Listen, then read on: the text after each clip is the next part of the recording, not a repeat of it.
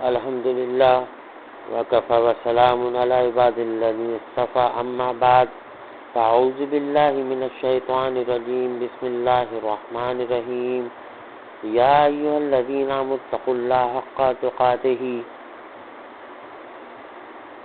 قال النبی صلی اللہ علیہ وسلم الغیبۃ اشد من الزنا رب اشرح لی صدری ویسر لی امری واحلل عقدۃ من لسانی یفقہوا قولی۔ میرے محترم بزرگوں اور دوستوں، ابھی اس فقیر نے آپ کے سامنے قرآن پاک کی آیت مبارکہ پڑھی، یا ایھا الذین آمنوا اتقوا اللہ حق تقاتہ، اے ایمان والو اللہ سے ڈرو جس طرح اس سے ڈرنے کا حق ہے۔ پھر اس کے بعد آپ کے سامنے ایک حدیث مبارکہ پڑھی، الغیبۃ اشد من الزنا، غیبت کرنا جو ہے وہ زنا سے زیادہ سخت ہے۔ میرے محترم بزرگوں اور دوستوں، یہ بات تو حقیقت ہے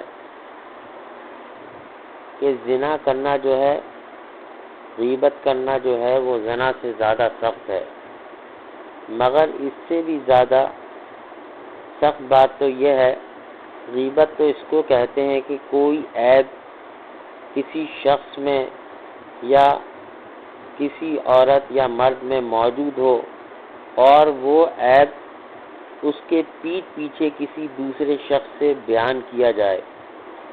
اگر وہ عیب اس شخص کے سامنے بیان کیا جائے اور اس کو برا لگے تو یہ غیبت کہلاتی ہے، کہ وہی بات جو کہ اس شخص میں موجود ہے اور اس کے پیٹھ پیچھے کہی جائے اگر، تو وہ بات غیبت ہے، یعنی وہ چیز اس میں موجود ہو۔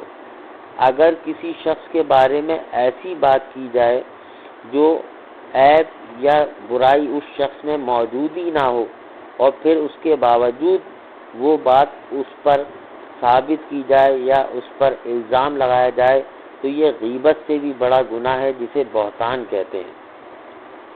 چنانچہ شرح موطا میں امام مالک رحمۃ اللہ علیہ نے ایک بڑا عجیب واقعہ لکھا ہے کہ مدینہ منورہ کے گرد و نواح میں ایک ڈیرے میں ایک عورت فوت ہو گئی تھی۔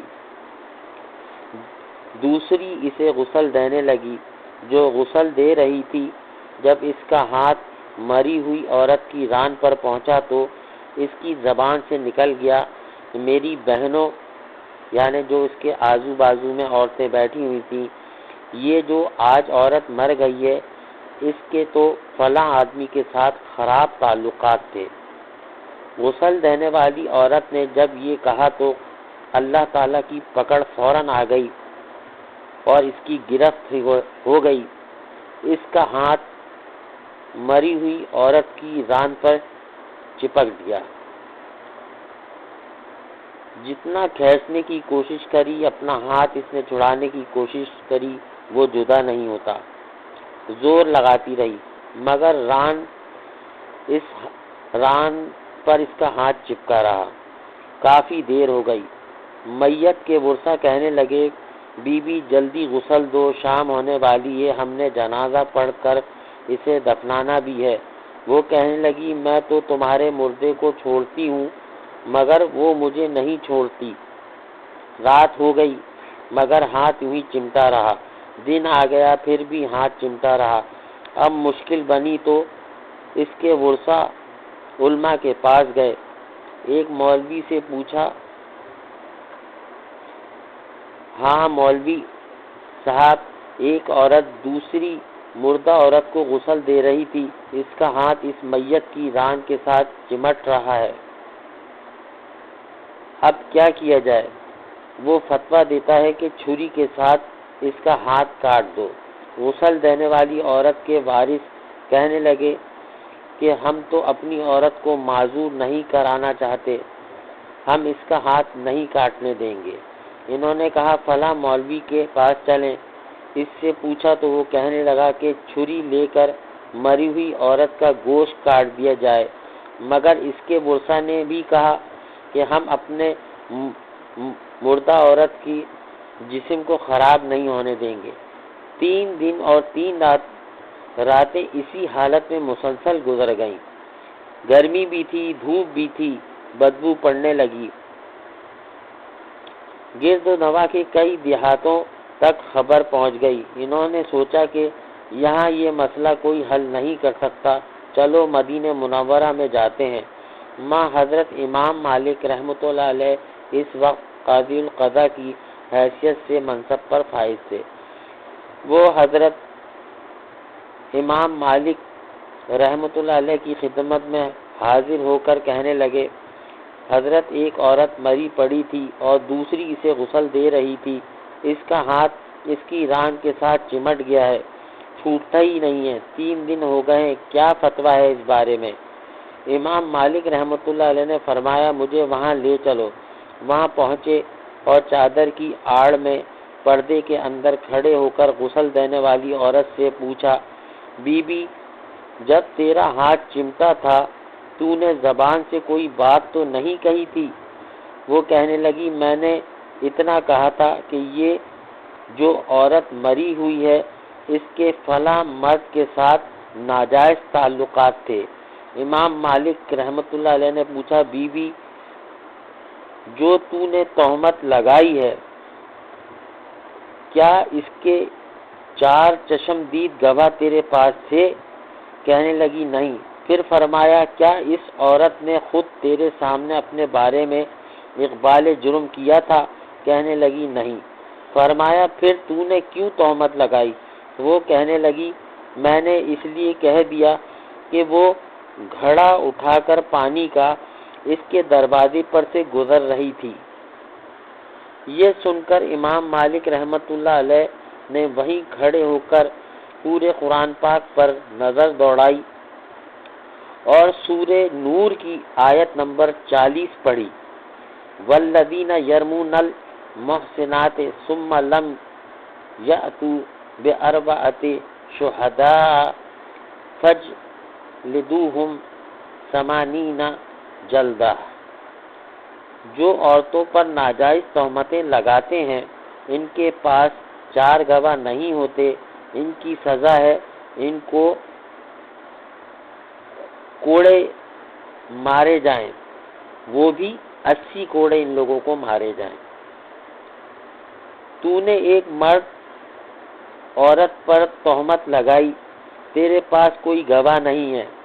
امام مالک رحمت اللہ علیہ نے اس عورت سے کہا کہ تو نے ایک مرد عورت پر تہمت لگائی ہے اور تیرے پاس کوئی گواہ بھی نہیں ہے۔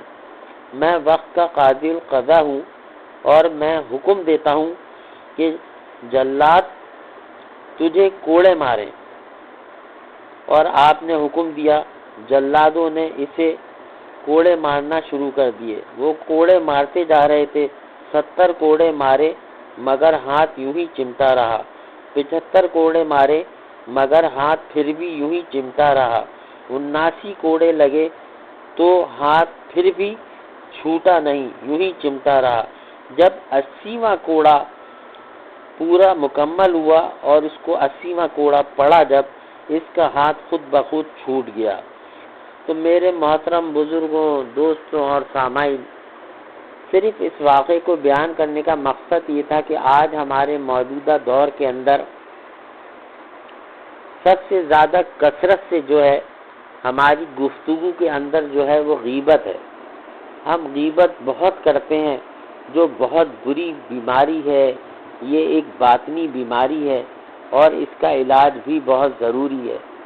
اور پھر ہم اپنی گفتگو کے اندر چند لوگوں کو صرف خوش کرنے کے لیے غیبت سے بھی بڑا گناہ جو کہ بہتان، کسی پر ایسا الزام لگانا جو کہ اس کے اندر موجود ہی نہ ہو، اس کے بارے میں بڑی سخت وعیدیں موجود ہیں۔ اس سے ہم سب کو اجتناب کرنا چاہیے۔ یہ واقعہ اس وجہ سے بیان کیا کہ ہمارا موجودہ دور بہت نفسا نفسی کا ہے، لیکن ایسا نہیں ہے کہ اس دور میں پاک دامن عورتیں موجود نہیں ہیں، بلکہ الحمدللہ اللہ پاک کا بڑا احسان ہے کہ اللہ تعالیٰ نے ہمارے آقا حضور صلی اللہ علیہ وسلم کی اس امت کے اندر مرد اور عورت دونوں اس وقت بھی پاک دامن موجود ہیں، اور ہمیں عورتوں کے معاملے کے اندر ہرگز اس طرح کی سوچ نہیں رکھنی چاہیے، بلکہ جہاں تک اگر ہم کسی کا اگر کوئی عیب دیکھ بھی لیں تو اس کو چھپانے کی کوشش کرنا چاہیے، کہ اس سے پہلے کہ بغیر کسی تحقیق کے ہم کسی پاک دامن عورت کے اوپر خواہ خواہی کے اندر بہتان لگا کے اپنے ذمے ایک گناہ عظیم کما لیں۔ اس سے اللہ تعالیٰ مجھے اور آپ کو، ہم سب کو محفوظ فرمائے، اور اللہ تعالیٰ سے دعا ہے کہ اللہ تعالیٰ ہمیں صحیح معنیوں میں مسلمان بننے کی توفیق عطا فرمائے اور ایمان کامل عطا فرمائے، اور اللہ تعالیٰ کل مسلمانوں کے حال پر رحم فرمائے، ہماری خطاؤں اور لغزشوں کو اللہ پاک معاف فرمائے۔ اللہ تعالیٰ ہمیں کینہ، بغض، غیبت، جھوٹ، ریاکاری، تکبر، حسد، بہتان اور تمام ظاہری اور باطنی بیماریوں، برائیوں سے کلی طور پر نجات عطا فرمائے، اور اللہ تعالیٰ ہم سب سے راضی ہو جائے اور اللہ پاک ہم سب کو اپنا بنا لے۔ وآخر دعوانا ان الحمد للہ رب العالمین۔